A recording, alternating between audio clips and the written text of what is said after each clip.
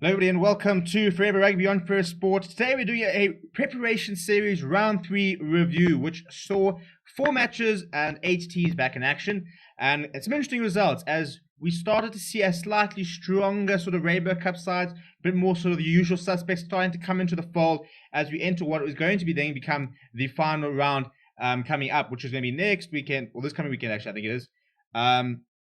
So if we start at the beginning of the last round, and bearing in mind, I think before we even begin to start breaking these matches down in the entire round, this is preseason. So you've got to get into that preseason mindset. You've got to understand that these are players who have not played a lot of rugby together. These are players who are potentially not necessarily not quite fit enough now, but remembering in preseason that you prepare differently. A lot of it's got to do with building the fitness, which means that during the season you might be having sort of like training Monday, Tuesday, Wednesday, and you don't train on Thursday. You have a light captain's run on Friday, but your training there is sort of to maintain fitness. During preseason, often you'll see they're going to have extra sessions and stuff like that, so they won't necessarily have enough recovery to be able to be in a sort of completely ready to play on a Saturday. Saturday is considered like another fitness session as opposed to sort of this big sort of match. So you kind of don't work your week in as using that as another sort of return to fitness rather than building up towards this match. So things are slightly different to when you're on during season. So this is why we are seeing players who might have been match fit during sort of January appearing suddenly not match fit, in March. But a lot of that's because they're not getting enough recovery time and that they're playing completely different. They're doing the grueling, really hard preseason work and playing matches, which they won't have.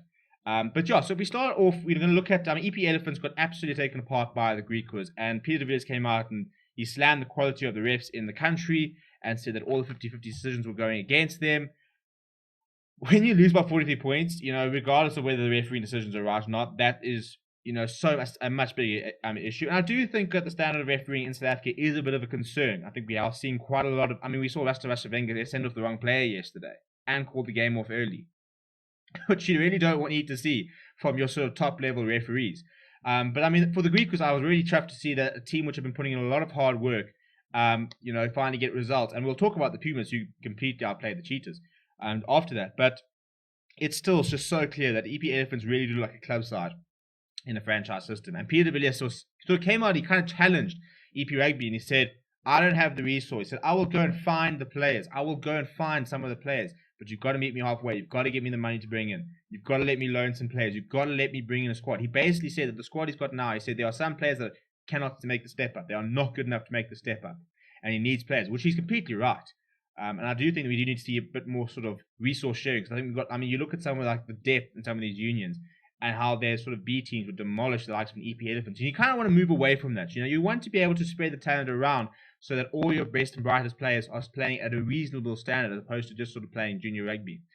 We then saw the Pumas beat the Cheetahs 22 points to 15. So tough for Jimmy Stonehouse and his men because I think they're the classic underdogs. It's so difficult not to like what they do because they go out every week and they do not change. They will not budge on the style of rugby play, how they approach games. They want to take something out of every single game. They're not going to sit up there and say, let's make the scoreline respectable. They're not going to sit there and say, let's try to get within 7.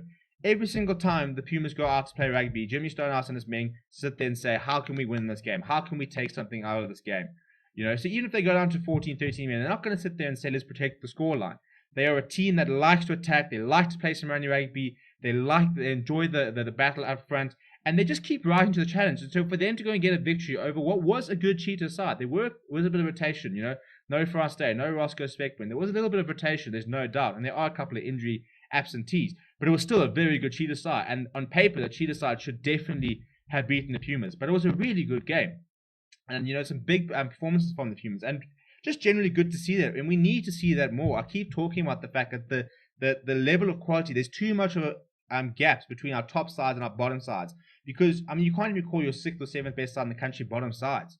You've got the top 14 professional sides in France. You've got the Premiership. There are so many good sides in and around that we've got a setup now where we've got 4 really good sides and the Cheetahs just below who, depending on their day, can, fight with the best of them, but generally don't have the quality. And then there's just a massive drop-off, and we need to rectify that.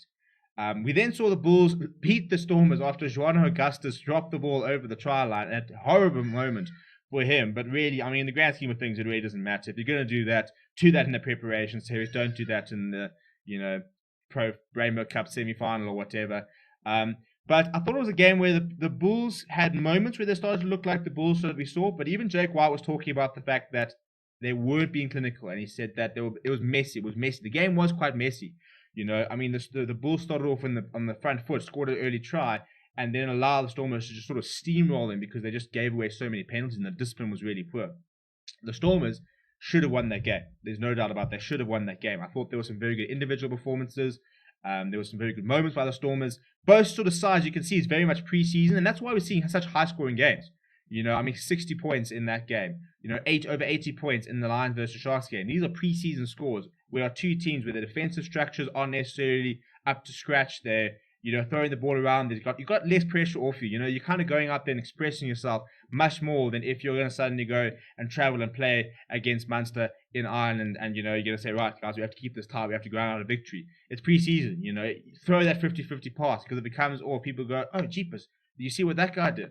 So they've got that sort of license, which means that, players generally do play a bit more expressively, a bit more high scoring, as they defensively aren't as good. But it was good to see a couple of other players coming in. I thought Cornwall Henderson continues to be brilliant at that inside centre position.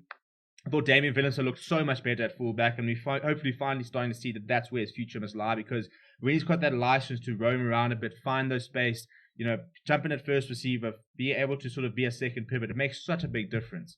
And I think that, having that as a secondary role where he's got that freedom as opposed to being the flower half where he's got that responsibility every single time and he's expected to control the game, it just frees out the best of Damien Valencia. And I think that's what the biggest thing is when you've got a player with that much talent, how do you get the best out of him? For me, it's at fullback. When Warwick Gelant comes back, I have no idea what you do. Do you try Damien Valencia at inside centre?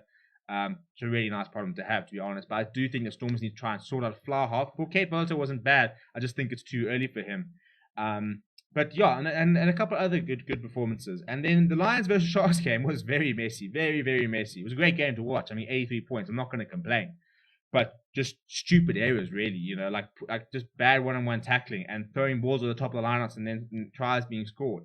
Officiating was pretty ordinary. A lot of big sort of contentious moments where it sort of raises the rules of the game. I thought the tackle on Willem Alberts was a penalty. It wasn't a yellow card. And I said that, and I was talking about it in the review, how we're suddenly in a bit of a weird situation where you have to wrap the arm, but if you lead with the arm too much, then it's a swinging elbow and swinging arm type thing. So it's such a fine line in terms of, unless you're tackling around the ankles or around the waist, it becomes such a fine line as to what is legal and what is not. And that's all got to do with player safety. So you're not going to sit there and disregard the reasoning behind it, but it becomes quite a difficult sort of muddy waters as to where you kind of draw the line. We saw a red card in the Ireland game as well, and it was a very big collision, but it was pretty much shoulder to the head, and that's always a red card now. But again, I thought it was a game with a couple of good individual performances, but overall a bit messy, a bit sloppy, not quite gelling together.